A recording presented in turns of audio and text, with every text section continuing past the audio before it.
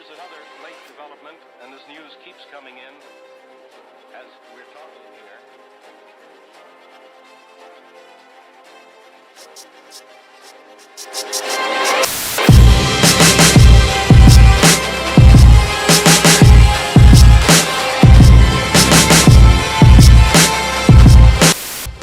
Real quick though, before we jump into this book, I think we should spend a little bit of time talking about the election real quick and just what it means to not any individual person, but just the aspect of it. I gotta add a background before I lose my job. Yeah, about to say you out here risking it for the biscuit, man.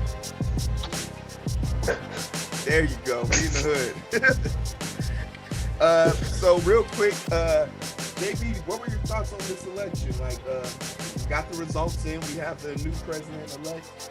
What do you think? Man, it was just like I said earlier, it was funny to see Trump fall on his own sword, man. But as far as the new president-elect and vice president-elect, the pressure on, because I don't think, and that's my hope, is that everybody don't go to sleep, won't sleepy Joe, and just think everything going back to normal. One thing I heard yesterday that, at this point, everybody ready for life to go back to normalcy, man. If we could just get the corona started, getting that back in order, and then them student loans, So, Rob, what are some aspirations and goals you want to see from the Biden-Harris campaign?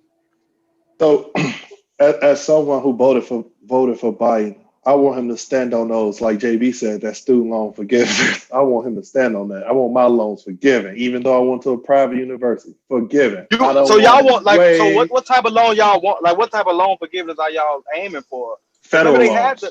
I'm saying, like, remember they had the loan forgiveness when it was a portion, but it was like it wasn't for everybody. It was more so for people that was out of school for like public years. Service. You got to take public service jobs for that. Yeah, there's no reason. The first one that Obama then brought forward was when the motherfuckers that was out of school already for like 15, 20 years. I'm from the Black then. Give us real quick, what do you think about the election? What were your thoughts on it? For me, it was just man, shit, get that dude out of there. Like, I'm a union worker, so fucking I'm not gonna support anybody who supports that right to work shit. So as far as Republicans go, I don't care about the tax deductions or the I love guns, but I'll give up my guns if I can keep my employment. I don't want to work. Right now we making 70 something an hour. Motherfuckers in the South who ain't right to work making like $15 an hour with no health care, and we got all that. It's crazy. If I had to say anything on it, I know a lot of people can follow me on my channel to like kind of keep up with that information, but it was pretty frank.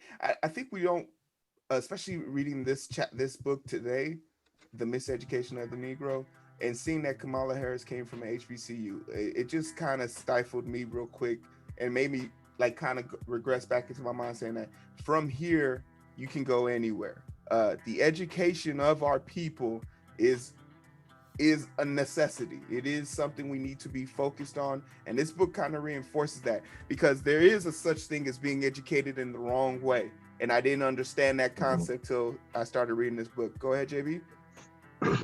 So to that point, Joe Biden's wife, being a former educator, understanding the educational system, that was really important to me personally. My wife's a teacher. So it's just a lot of different things that's tied into that as well. So hey, that's gonna be beneficial, bro. We'll see.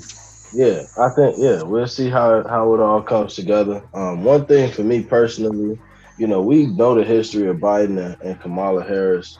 I would have loved for them personally to stand on that. Like, I know some of the mistakes we've made in the past, but we want to right some of those wrongs. I would love for them to stand on that. Biden stood on that. He's been standing on that for a minute. So there's a lot brought it up. Yeah, there's a lot of people that have brought it up and looking at it. So now it's just kind of time to see how you start to right those wrongs too, because we know what you have done. And some of the pandering and all of that stuff, like, it rubbed me the wrong way. So if you pandering in that fashion, then stand on that too. No, Yeah, definitely. but Biden stood up on that last year and some more on this year. But you know who like Bernie stood up on that shit when they first passed the bill. Mm. He like, alright, look, this is just a first, it's like a first step. Like we need to work on place and everything. Like right when they first passed, they picked Biden because fucking old black people just that's who they came out and voted for because of Obama. Make sure you know you muted right now, Rob, if you were trying to say something. I like the fact that it's him because of the cabinet choices that's to come. Yeah, Can y'all hear me? cabinet choice. I Yeah, can't hear y'all. we can hear you, but you was Yeah. kind of glitching Oh out. yeah. Oh I okay. Glitch Okay, now. yeah. But the people that he's about to put forth as far as education, housing, and all that, it's gonna be actual people who know what the fuck they talking about. Right. He already got a Corona team, that he was talking about that's gonna be enforced. I don't know about y'all, bro, but my kids growing up with masks on their face don't really rub me the right way. Like, you have to, and I'm gonna speak to the medical aspect of it.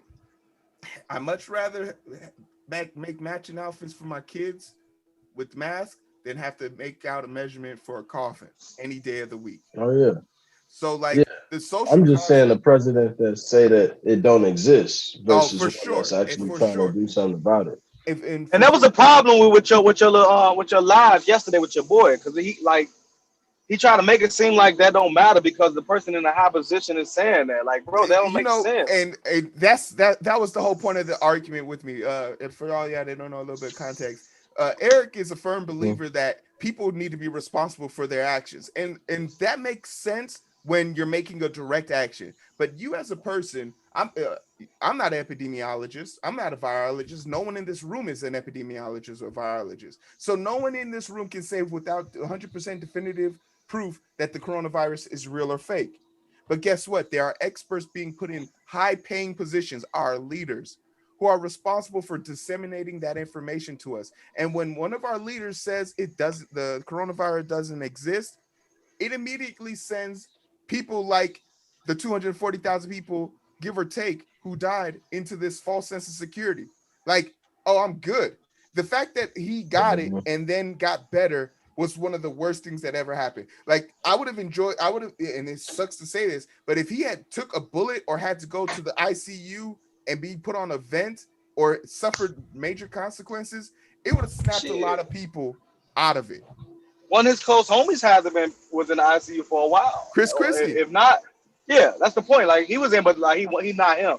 But my thing is, when that argument, he act like he didn't know for a fact that most people get their news from the media and fucking Facebook. So all they're doing is going off what their media, like Tommy Loren and motherfucking what's the black chick name? I don't even know her name. Candace Owens, dumbass. Like the way they were speaking about everything, bro, was basically like throwing it out the window. Just like she threw she was on Joe Rogan and she threw out motherfucking climate change. It doesn't exist because a couple fucking scientists said it's not real when 98% of the rest of the scientists said, yeah, it's happening. Like that's the problem when people that they not going through their own looks and doing their own research. They read the article titles. All these woke people, they only read the article titles. So if the title says anything to get you to look at it, they just gonna go off of that. Like, yeah, Corona not real. But in actuality, the whole fucking article is why Corona real. But they, the title gonna be something to catch your attention. He had 63 million voters. 70 million. 70. Yeah. And you tell her, all them people went out that you told them not to vote by mail. They did exactly what you say. So if you saying coronavirus don't exist, what you think they think? What they're doing. I think you said it best, JB. He fell on that damn sword. But yeah, my co-host be swearing up and down that he can make a rationale out of anything. Like, well, what do you mean? Like, it's just being contrary to be contrary. And sometimes you got to hear those opinions so you know what the world and the masses are going to try and say to you, like the contradiction that they're going to try and pull on you, because it doesn't make sense. Like it's so crazy how many people fell into this rabbit hole.